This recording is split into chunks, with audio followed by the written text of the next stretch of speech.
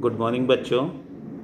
मैं आज 9th class का जो पहला चैप्टर है लोकतंत्र, उस विषय पर आपके समक्ष चर्चा करने के लिए उपस्थित हुआ हूँ। पिछले क्लास में हमने लोकतंत्र का अर्थ देखा था, फिर भी आज हम इस वीडियो के माध्यम से लोकतंत्र किसे कहते हैं या उसका अर्थ क्या है, लोकतंत्र के गुण और अवगुण क्या हैं, ये हम इस क्लास में या इस वीडियो के माध्यम से जानने की कोशिश करेंगे।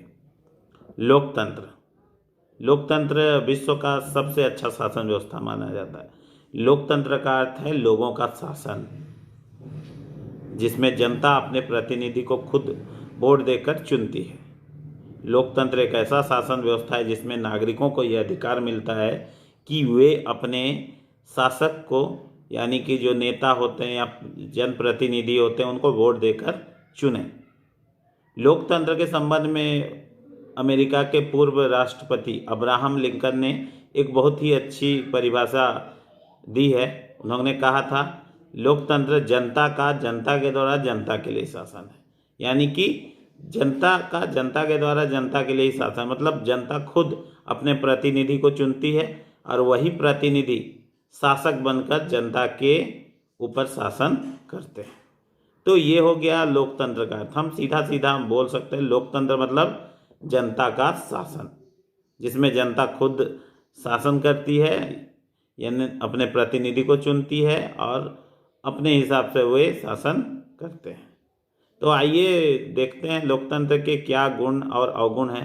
हर शासन व्यवस्था में कुछ ना कुछ गुण होते हैं, कुछ ना कुछ अवगुण पाए जाते हैं। तो सबसे पहले हम देखते हैं गुण, उसके बाद हम देखेंगे अवगुण। लोकतंत्र का सबसे पहला गुण है, यह एक जवाबदेह शासन है। लोकतंत्र एक जवाबदेह शासन है। अगर हम किसी व्यक्ति को चुनते हैं तो उसकी ये जवाबदेही रहती है कि उस क्षेत्र में क्या हो रहा है, क्या नहीं हो रहा है, उसकी उस प्रतिनिधि को जवाबदेही होती है। वो जवाबदेह बनना पड़ता है, उनको जवाबदेही होती है कि हम अपने क्षेत्र का विकास करेंगे, अगर नहीं करेंगे तो जनता हमको पसंद नहीं करेगी और अगले चुनाव में हमको वोट नहीं देगी। तो हम मान सकते हैं कि लोकतंत्र एक जवाबदेह शासन है।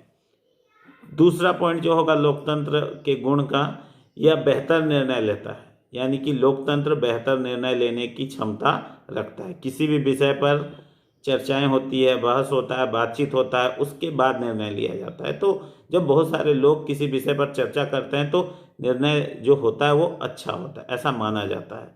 तीसरा, लोकतंत्र मतभेदों को दूर करने की कोशिश करता है।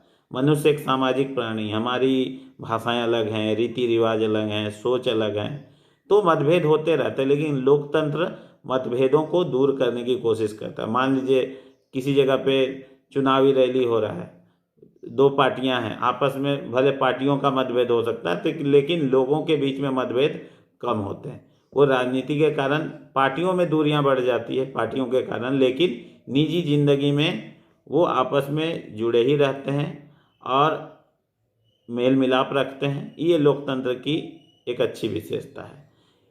अगला है, लोकतंत्र राजनीतिक समानता पर आधारित है। लोकतंत्र राजनीतिक समानता पर आधारित है। कहने का मतलब है कि लोकतंत्र में सभी नागरिकों को वोट देने का अधिकार होता है, चाहे वो महिला हो या पुरुष।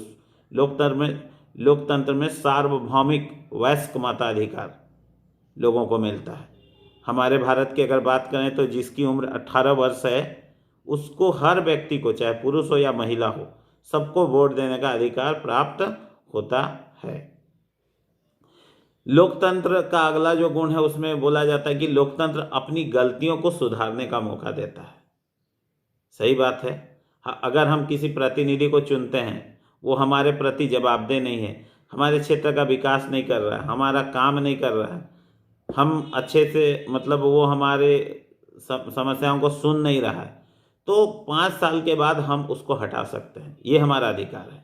हमारा जैसे भारत है तो 5 साल के अंतर में, चाहे विधानसभा हो या लोकसभा हो, उसका चुनाव होता है और उसके माध्यम से हम उस प्रतिनिधि को वोट के माध्यम से हटा सकते हैं। अगर अच्छा काम कर रहा है तो आगे बढ़ा सकते हैं, फिर से चुन सकते हैं, लेकिन वो जवाबदेह नहीं है, अच्छा काम नहीं कर रहा है, हमारी समस्याओं को नहीं सुन रहा है, तो अगर हम उससे नाखुश हैं, हम संतुष्ट नहीं हैं, तो वैसी स्थिति में हम उस प्रतिनिधि को वोट नहीं देंगे और उनको सबक सिखाएंगे और उनको हम हटा सकते हैं। तो ये हो गया लोकतंत्र का गुण। अगले वीडियो में मैं लोकतंत्र का अवगुण बताने की कोशिश करूँगा। आप घर में रहिए, अच्छा से रहिए और ध्यान से जो भी बताया जाता है उसको पढ़ने की कोशिश कीजिए। Thank you.